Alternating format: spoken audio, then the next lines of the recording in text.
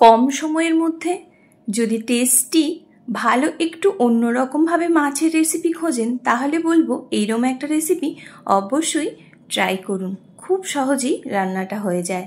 নমস্কার বন্ধুরা, মৌমিতার হেসেলে আপনাদের সবাইকে আবারও স্বাগত। আশা করছি আপনারা সবাই খুব ভালো আছেন, আমিও ভালো আছি। চলুন দেখে নিন কিভাবে আমি কাতলা মাছের রেসিপিটা বানিয়েছি, খুব সহজে এবং টেস্টি।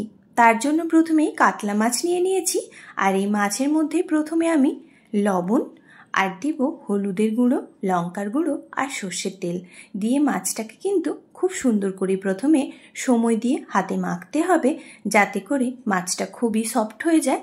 সেরমভাবেই কিন্তু মাছটা মেখে নিতে হবে। এর জন্য একটুখানি সময় লাগবে, তারপরে কিন্তু রান্নাটা একেবারেই সময় লাগবে না। তাই বলবো এইরমভাবে একবার কাতলা মাছটা বানিয়ে দেখুন, অন্যরকম টেস্ট। দই কাতলা, কালিয়া অনেক কি তো খেয়েছেন মাছের, কাতলা মাছের একবার এইভাবে মাছের রেসিপিটা ট্রাই করুন, দেখবেন ভালো লাগছে। দেখুন মাছগুলো আমি কিন্তু বেশ সময় ধরেই মেখে নিলাম, সুন্দর করে একটু বেশ ভালো করে মেখে নিয়েছি। এবার আমি এটা মিনিট 5 মতো রেখে দেব, তারপরেই আসছি। দেখুন এদিকে গ্যাসের মধ্যে একটা কড়াই বসিয়েছি, গরম হয়ে যেতে দিয়ে দিলাম সর্ষের তেল। পুরো রান্নাটাই কিন্তু এখানে সর্ষের তেলে করব। আর তেলটা বেশ ভালো করে কড়াইয়ের গায়েতে ভালো করে লাগিয়ে নিলাম। তারপরে দিয়ে দিলাম মাছগুলো দিয়ে বেশ ভালো করে একটু প্রথমেই ভেজে নেব, তবে খুব কড়া করে ভাজবো না, অল্প একটু দুদিকটা লাল লাল হবে সেরমভাবেই ভেজে নেব।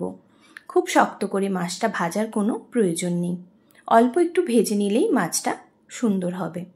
দেখুন একটা পিঠ হয়ে গেছে, এবার আমি উল্টে দিচ্ছি। এইভাবেই আরও একটা পিঠ হতে থাক। আর এদিকে আমি মাছের মধ্যে কি মশলা ইউজ করছি সেটাই একবার দেখে নিন। মিক্সিং জারের মধ্যে দিয়ে দিচ্ছি প্রথমেই শুকনো লঙ্কা, ঝালের জন্য আপনারা যেরকম ঝাল পছন্দ করবেন সেরকম দেবেন।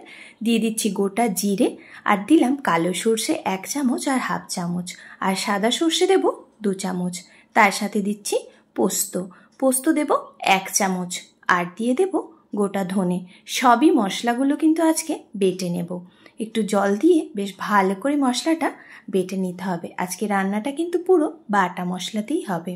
দেখুন এদিকে মাছটাও কিন্তু খুব সুন্দরভাবেই ভাজা হয়ে গেছে, এর থেকে আর বেশি ভাজার কোনো প্রয়োজন নেই।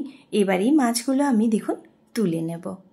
এরমভাবেই মাছটা তুলে নিতে হবে, এর থেকে বেশি ভাজলেই কিন্তু মাছটা একেবারেই শক্ত হয়ে যাবে। দেখুন সুন্দরভাবেই ভাজা হয়ে গেছে, তুলে নিলাম। আবারও ওই তেলের মধ্যে পরের ব্যাচটা ভেজে নিচ্ছি। ওই একইভাবেই মাছটা আমি দেখুন ভেজে নিলাম, মাছটা সুন্দর ভাজা কমপ্লিট। এবারেই আমি মাছটা আবারও তুলে নিচ্ছি। এবার ওই তেলের মধ্যেই দিয়ে দিচ্ছি দেখুন কালো জিরে, আর দেব 3টে কাঁচা লঙ্কা চেরা। লঙ্কাগুলো খুব একটা ঝাল ছিল না, তবে টেস্টের জন্য দিলাম। আর দিলাম আদা, রসুন আর শুকনো লঙ্কার পেস্ট 1 চা চামচ। এখানে 4টে রসুন, 1 ইঞ্চি মতো আদা আর একটা শুকনো লঙ্কা আমি বেটে নিয়েছি। এখানে আরেকটা টমেটো দিয়ে দিলাম, আর উপর থেকে দিচ্ছি লবণ। এই লবণটা দিলেই চট করেই মশলাটা খুব সুন্দরভাবেই কিন্তু ভাজা হয়ে যাবে, তাই দিয়ে দিলাম। টমেটোটা দিয়ে বেশ ভালো করে কষিয়ে নেব যত সময় পর্যন্ত টমেটোটা না সফট হয়ে যাচ্ছে। দেখুন সুন্দরভাবেই কিন্তু টমেটো সফট হয়ে গেছে। এবারে এখানে বাটা মশলাটা অ্যাড করছি। এই বাটা মশলাটা দিয়ে কিন্তু খুব বেশি সময় রান্না করার কোনো প্রয়োজন নেই। 30 থেকে 40 সেকেন্ড মতো একটু ভালো করে কষিয়ে নিলেই দেখবেন যে মশলার জলটা পুরোপুরি শুকনো হয়ে গেছে, আর মশলাটাও কষানো হয়ে গেছে, তেল ছাড়তে শুরু করেছে। দেখুন এবারেই আমি এখানে অ্যাড করব কালারের জন্য অল্প একটুখানি হলুদের গুঁড়ো। এখানে আপনারা চাইলে একটুখানি কাশ্মীরি রেড চিলি পাউডারও ব্যবহার করতে পারেন, কালারটা আরও সুন্দর হবে। দেখুন বেশ সুন্দরভাবে কিন্তু মশলাটা আমার কষানো হয়ে গেছে। এবারেই দিয়ে দেবো এখানে জল। এখানে আমি মশলা বাটি ধোয়া জলটাই ব্যবহার করেছি, 2 বাটি পরিমাণ জল দিয়ে দিলাম। দিয়েই কিন্তু বেশ ভালো করে ফুটতে দেব। লবণটা অবশ্যই টেস্ট করে নেবেন, আমি লবণটা প্রথমে দিয়ে দিয়েছি, তাই আর লবণের ব্যবহার করলাম না। দিয়েই বেশ কিছু সময় কিন্তু ঝোলটা ফুটতে দেব। আপনারা যেরকম ঝোল চাইবেন সেরকম জল দেবেন। ঝোলটা ফুটে উঠেছে, এর মধ্যে এবারেই অ্যাড করব মাছগুলো। দেখুন একে একে সব মাছগুলোই আমি দিয়ে দিচ্ছি। মাছটা দেওয়ার পর কিন্তু খুব বেশি সময় রান্না করার আর কোনো প্রয়োজন নেই। 1 মিনিট মতো লো ফ্লেমে ঢেকে রেখে দিলেই একেবারেই সুন্দর এই মাছের রেসিপিটা রেডি হয়ে যাবে। খেতে যেমনি সুন্দর হয় আর তেমনি টেস্টি।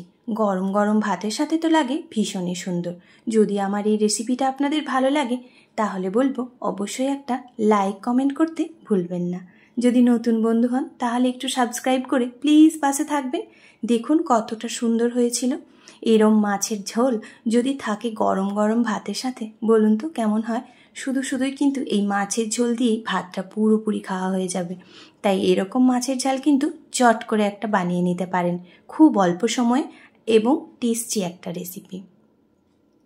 ওপর থেকে গার্নিশের জন্য একটা দিয়ে দিলাম কাঁচা লঙ্কা।